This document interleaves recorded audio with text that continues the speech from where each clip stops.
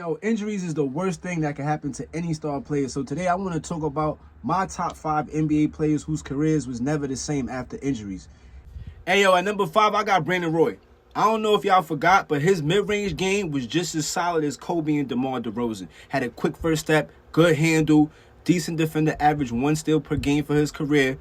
Yo, Kobe even voted him the most difficult player to guard one season. All right, that's to tell you how tough he was. He won Rookie of the Year in 2007, made the All-Star team in his second season. He was a beast. He got drafted with LaMarcus. Imagine if he would have stayed healthy. They would have had at least one championship if they would have drafted Kevin Durant over Greg Oden. Now, this was still like the big man era a little bit to an extent, so I understand why they did it, but imagine Brandon Roy, KD, and LaMarcus on the same team. That would have been nasty.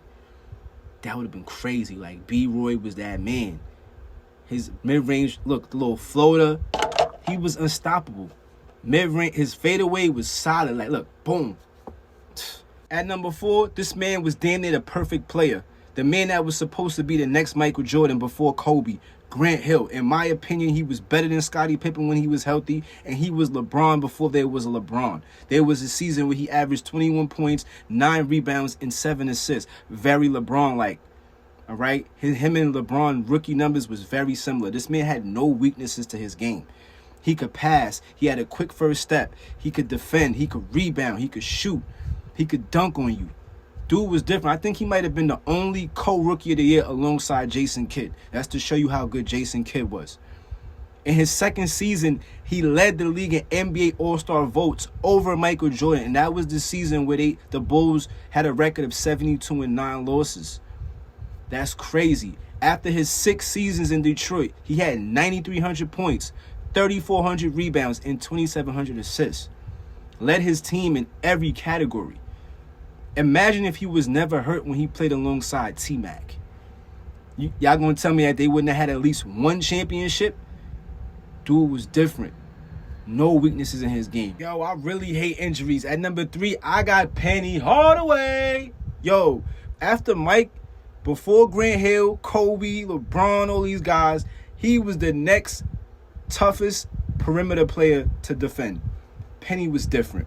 He was the next Magic, but he was a better shooter. He had more moves than Magic. He was a better post-up player. He was a great defender because he was amongst the league leaders in steals in the first 3 seasons. He was very, very good at stealing the ball. All right, like he made the finals in his second season, and he was no slouch. He had like 25 points, 8 assists, and like 6 rebounds per game in the finals. So it wasn't like he didn't show up. They just went up against Hakeem, the Dream, and a lot of good role players.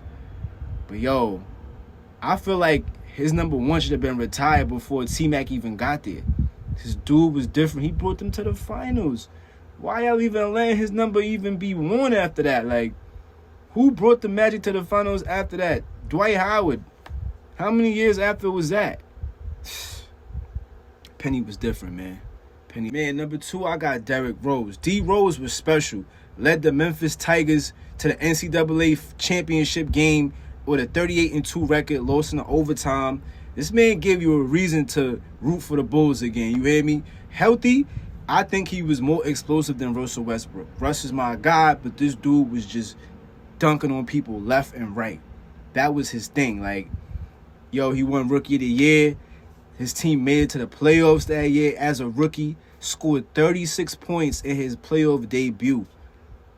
And in the 3rd season, became the youngest MVP in the league. Dude was crazy. Like, only thing is, just like a lot of other players, he didn't have much help. Carlos Boozer and Joakim Noah was cool, but they needed another perimeter player to help him get over Miami. Nobody was beating Miami. They had Braun, D-Wade, and Bosh.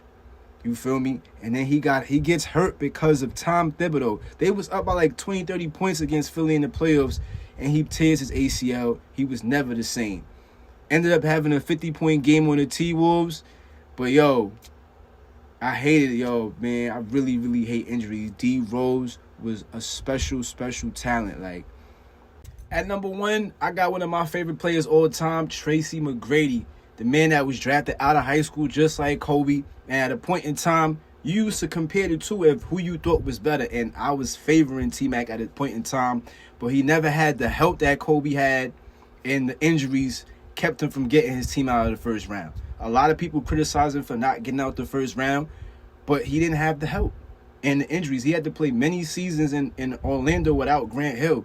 This man was the player that would turn up in the playoffs, averaged over 30 points for 4 playoff series in a row, averaged 36, 6 and 7, 2.3 steals against one of the best defensive teams all the time, the Detroit Pistons. He was very good. You know, injuries made him decline to a role player. He almost had a ring with the Spurs, but, you know, they was going against the Heat, and the Spurs ended up winning the next year. He wasn't on the team, so he didn't get a ring. But this dude, T-Mac, was crazy. I had a chance to meet him. If he never got hurt, imagine the career. Come on, T-Mac with another one. Y'all heard me say this throughout the whole video. All these players, if they didn't get hurt, would have at least a championship. At least. Yo, let me know what y'all think down in the comments. Who's your top 5 NBA players of all time career that was hurt by injury?